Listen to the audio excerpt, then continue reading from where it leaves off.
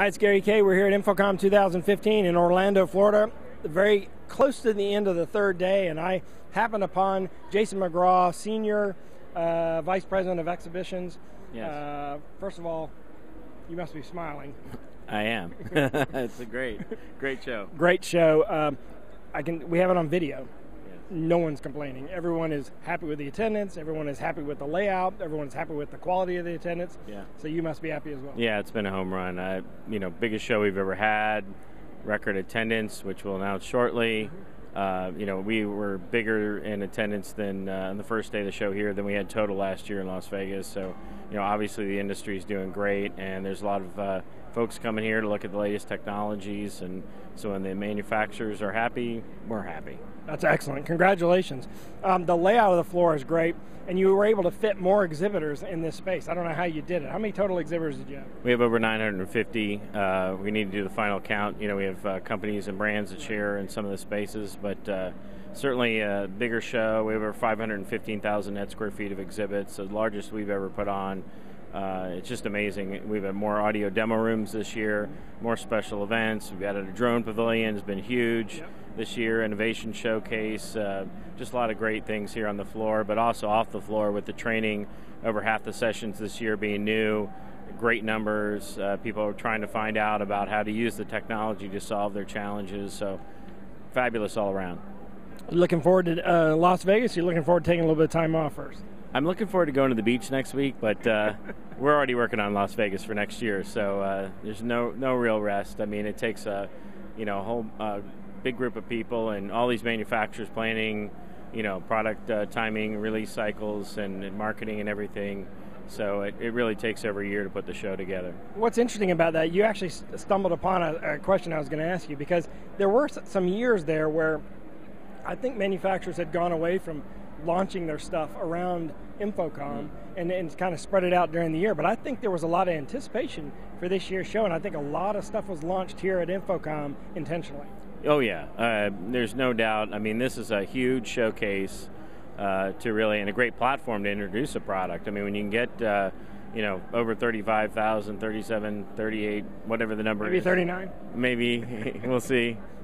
I can't give you the scoop yet, Gary, on that, but it's a huge number of people. So, if you can get all these people from 100 countries and 50 U.S. states to be here to see your new product, why wouldn't you take advantage of that? So we think it's fabulous that I've used that word many times. Awesome, fabulous, wow, exciting, incredible. But it's been terrific, and I think companies really are leveraging that.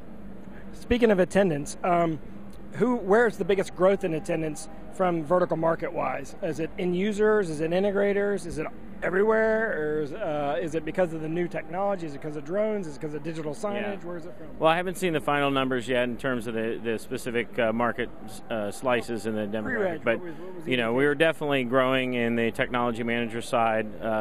Historically, we've had about 2/3 of our audience come from the channel, the commercial service providers, and the other third coming from the technology managers.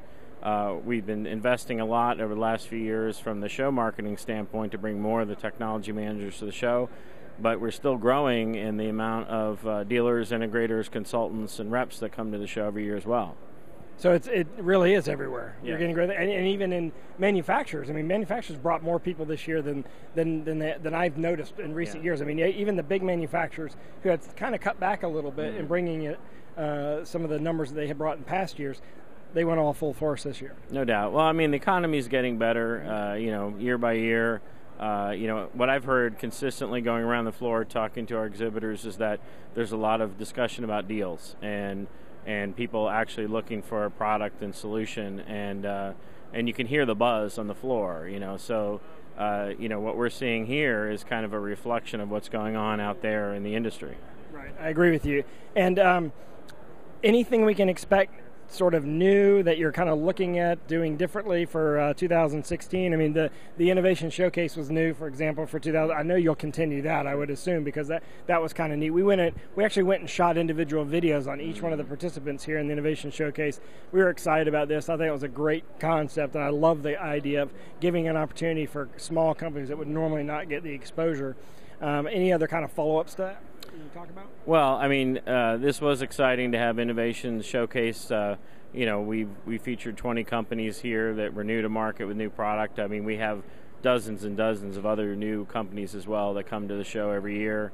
But we're seeing a lot of growth in content, let's say IT generally, but software. We're starting, we talked about the Internet of Things in our conversation at the opening keynote. So we're looking at ways that we can embrace some of those segments coming in the show. We've seen a lot more interest in security products here in our Security Solutions Pavilion. But we're seeing kind of growth across the board, but we are certainly looking for new segments to add in. I mean, this drone pavilion that we had this year knocked it out of the park, and that's just a whole new application area that we think the pro AV industry is poised to really capitalize on. Yeah, I agree with you. And education this year at InfoComm, record number of sessions, record number of new sessions, and I'm guessing record attendance for education sessions. Oh, we had really strong numbers, much higher than we've had in the last couple of years. And I think what's really great is we also had over 200 people take their CTS exam here at the show. So, a lot of the training offering that we have is for folks that have been in the industry that need renewal units to get recertified, but also we did a lot of CTS prep classes here.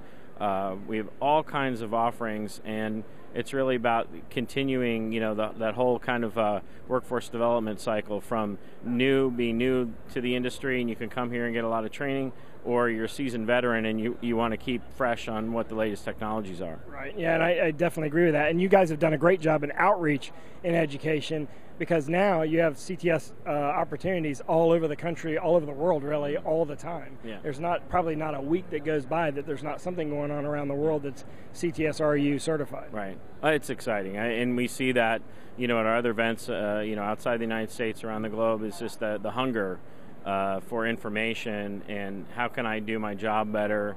How can I increase my business? I need to know what's going on. So that's what's driving, I think, the quest for getting more education. Some of